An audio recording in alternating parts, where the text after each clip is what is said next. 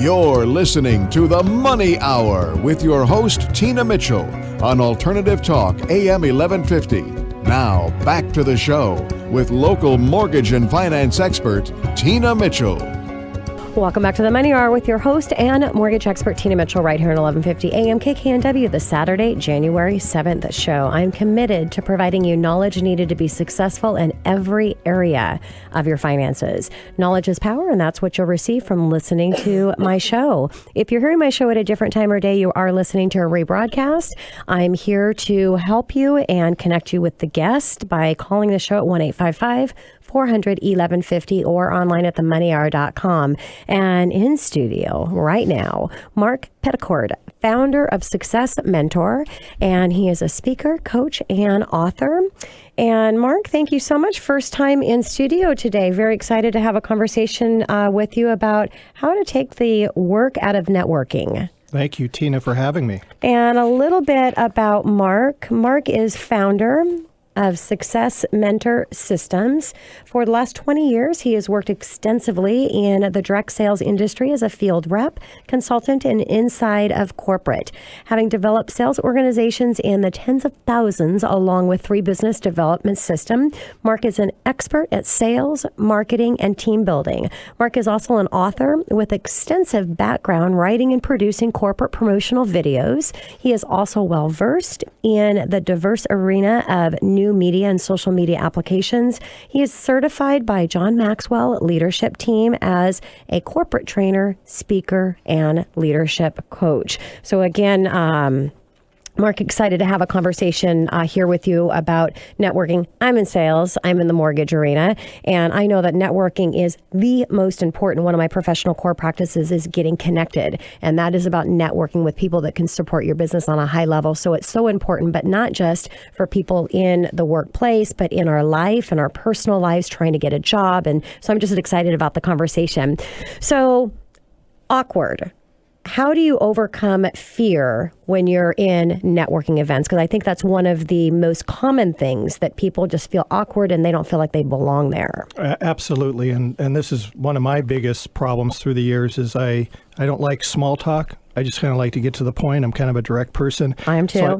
So I've had to really cultivate these skill sets of networking and push myself. And so awkward is what everybody feels pretty much. In fact, I always look around at a room and I realize that people are probably more afraid of me than I am of them. Yes. And so, you just have to relate to everybody and where they're at. And so what I know is that practice makes perfect. And you see, people really desire a connection at the end of the day. And it's really not going there to sell your products. In fact, that's the last thing you want to do. I think as we'll get into this, you'll understand that networking is really a long-term practice. Yes. It's not something you do when you're desperate to get contacts. And so you're building over the long term. And I heard this from a friend, is if you are awkward and you're feeling a little bit uncomfortable in a networking scenario, what I like to tell people to do is just imagine that you are hosting your own party. And you want, of course, naturally, you want everyone to have a good time, right? Sure. So if you're not feeling confident, but it's your party, then you're going to seek out the people that are uncomfortable, the people that maybe aren't, they're sitting on the sidelines and they're not talking a lot. And so you're naturally, as a host, you're going to want to make them feel comfortable. So I think that mindset helps me. I just pretend, well, this is my party. Yeah, I see people that aren't interacting, and I just go up and I just start talking with them. How you doing? How can I help you? Yes. Can I serve you? And just put on that servant's attitude. Like mindset. it. And, when you're feeling the awkward feeling, like Mark said, no, everybody else is probably feeling the same way, so it's all good. So let's switch over to social media because it's such a big piece of everything that we do in business, networking not being left out of that. So how do you best network through, like LinkedIn and Facebook? Yeah, it's amazing. The last decade especially, social networking has become quite prominent in how people connect. And there seems to be this mystique about social networking. But the fact of the matter is, Tina, you know as well as I do, that people have been networking for thousands of years. Yes. Cavemans were writing on walls long before Facebook. And so it's really the rules are the same. Everything is really the same. It's a matter of really making a connection, finding out what people want, serving their best interests. and understanding that the rules in social media do not differ. People don't want to be spammed with your offer. That's not the first thing that should come out of your mouth. You should find out about them, what they want, what they're doing. And so again, it's that long-term courtship process I refer to that really defines good networking practices. Yeah. Agreed. And I always talk about the 80-20 rule, and the key is to be 20% of the conversation and 80% of the listening. So on that note, let's talk about how you talk about yourself. And in a networking event, obviously you want to have a little conversation about who you are, but how do you do that? Oh, that's another difficult thing for me to do. I don't particularly like to talk a lot about myself, so I am naturally more of an interviewer. Yes. But when people do ask, that's when people kind of get tongue-tied and they don't know what to say. But I think in general, the book that has probably helped me the most in this area is a book that was written in 1936, and I know you've read it. How to Win Friends and Influence People, yes, Dale definitely. Carnegie. Yeah. Didn't realize it was that old of a book. Yes, 1936. It was and he wrote the book because he saw that salespeople were just abusing people. They were trying to sell. And so he wrote the book, and the principles are really simple. Be genuinely interested in people. You see, talking about yourself, it's not saying, well, I do this, and then you give them the fire hose. It's really, you first frame it in terms of being genuinely interesting to people, smile, be a good listener. These are real basic things. Remember their name. Yes. How many times do we forget people's names? That's really tough for most people. Make them feel important. Focus on their interests. This is really important. And so in that particular exchange, you'll be asked, well, what do you do? Yeah. And that's where your unique selling proposition comes in. We've all heard that term. Let's talk about that, Mark, because I believe in everything that we do, that we're scripted. And scripted to me is when you have total confidence in the message that you're communicating. And it's really important to be prepared up front. Confidence, power, and be to the point. When we talk about a unique proposition, that's not about rambling about yourself. It's being powerful in the scripted message that you've prepared up front to get the ending result that you want. Yeah, you nailed it. And a lot of people will stumble over when someone asks them what you do. Well, I'm a realtor and I sell houses. Well, you and 2 million other people. I work at Boeing. Well, you and 175,000 other employees. And so, or you do mortgages. Yeah, I do mortgages.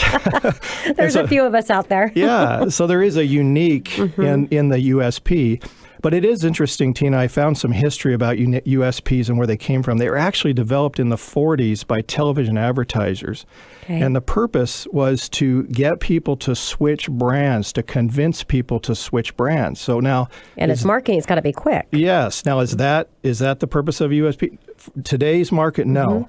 In today's market, the USP is really to highlight how you can benefit others with your services. So that you can connect with them. Right, exactly. So I just recommend that people take time to really connect first, ask questions, and then have an answer. What is it you do? Yes, yeah. And so I for me personally, I use an acronym. I like to help people. I believe in honesty and integrity and being candid with people. I like to educate and provide resources. Yes. I teach leadership development. I help people find their purpose. And so I use an acronym. So that works for me, and that's kind of an abbreviated. Love it. I also believe there's mistakes made in everything, and mistakes are actually huge opportunities, because when you watch for them, then you can figure out a way to avoid those. So let's talk about some mistakes that people make. What should they not be doing at a networking event, Mark?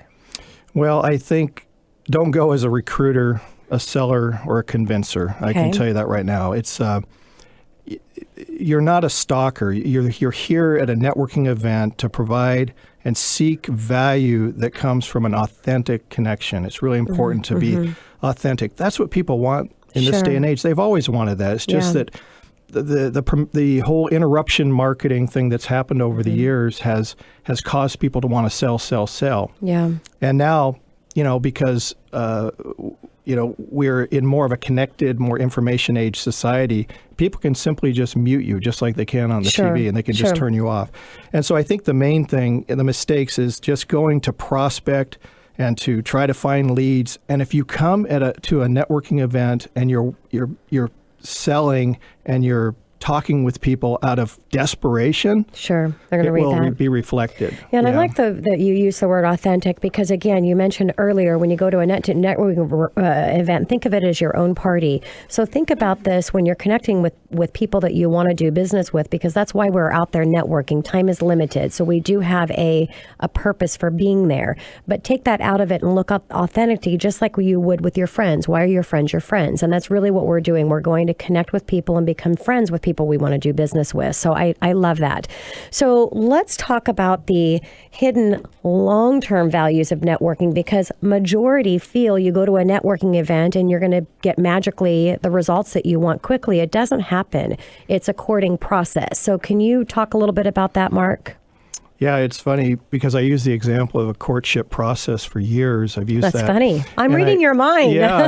And I've spoken in front of audiences and crowds and different things. And I didn't marry my wife on the first date. Mm-hmm. We courted. I didn't just try to get the ring on the finger. And so that process is so important. And I think the main thing is when you go to a networking event, you need to go there. We need to go there as the solution, not the problem. Yes. We need to go there not in a needy way, but in a way that a power where we can strength, where we can go out and help people find what they want. And so the long-term hidden values of network marketing is the fact that these activities of networking in your job only represents about a third of your life. Yes. Your whole life's in front of you. And so when you go to a networking event, you can establish long-term connections that will have a compounding effect and will bring business in a big way as long as you follow the principles of just, I call it slight edge. It's just small contacts, little context dripping on people, serving them, finding out what they want over periods of time, and the compounding effect's amazing. Have you read The Compound Effect by Darren Hardy? Actually, I have. One of my favorite books. Yes, I so have. we've talked about a lot of information here in a short period of time, and I love how you and I are connected on the same path and beliefs, because this is such a key part to building a strong network of people that want to support your business. And you talked about problem. You want to be a solution. I believe that a problem, there's no problems. It's an opportunity. It's an opportunity for you to be able to supply a solution for whatever problems that individual or that person is dealing with. And the majority are dealing with the same one. So it's easy to find that out. So can you bring that into conversation, or how would you strike a conversation in a networking event, Mark? Yeah, I think the best way to strike up a conversation is just be genuine. And become an expert interviewer. That's really important. That's not hard for me. I love to ask questions. I've always done that. I kind of feel like I should have been in the legal profession. But people love being asked questions. And so that's the best way, is find out what they want. Listen with your eyes when they answer. There's one thing about, you're looking at your watch, or you're looking away, or you're finding someone across the room, they're trying to talk with you. But if you connect with people, look in their eyes and really mirror and match them, find out how their body language is. If they're really assertive, then you can be a little bit more assertive if they're kind of laid back. And so these are just little things that you can do to really connect and how to break the ice and open. And you can figure that out by your first handshake, because if they're assertive, it'll be a strong shake, and if they're not so much, it'll be a little lighter, or they'll put their hand over your hand, and it's kind of some magic going on there. A minute before I need to take us to commercial break, but I want to talk about presence online and how important or not to have a presence in a place to where you can send people, like a website, to where they can get more information on you. Oh, absolutely. It's important. It really is important to have a landing page or a website or a Facebook fan page or a LinkedIn presence, which I can't tell you how serious and how important that is to have a great LinkedIn process. And so I think it's important to serve people through a blog if you can and create value. I know you do that, Tina. You have some amazing tools and resources that you use to really serve people and give people a lot of opportunities, like myself today. Yeah. And so I really appreciate that. So the main thing is just develop your LinkedIn profile. That's the simplest thing to do. And then really, it's not stagnant. It's something that can be modified and changed and updated continually, and always seek to add value to people. That's the most important thing. And I loved how you said landing pages, because that is the coolest invention. A landing page really is a mini website, but I have landing pages for everything, all of the events that are taking place, my education, my show. And so it's really easy when you embrace in technology and relatively inexpensive to get these things done. Speaking of website, how can my listeners get a hold of you, Mark? Outside of calling this show, how can they connect with you online? Well, it's real simple. Just go to successmentor.com, just SUCCESS mentor, mentor.com, and you can connect with me there and be happy to serve you and add value to you in any way that you need it. Wonderful. Mark, thank you so much for visiting me in studio. I really appreciate you sharing your wealth of information with my listeners. Thank you, Tina. Coming up next in the Money Hour, are you thinking of getting into the real estate market? What are the common questions you should ask your realtor? Well, I have in studio Jessica Scotti with Agency One right here at 1150 AM KKNW after this short break.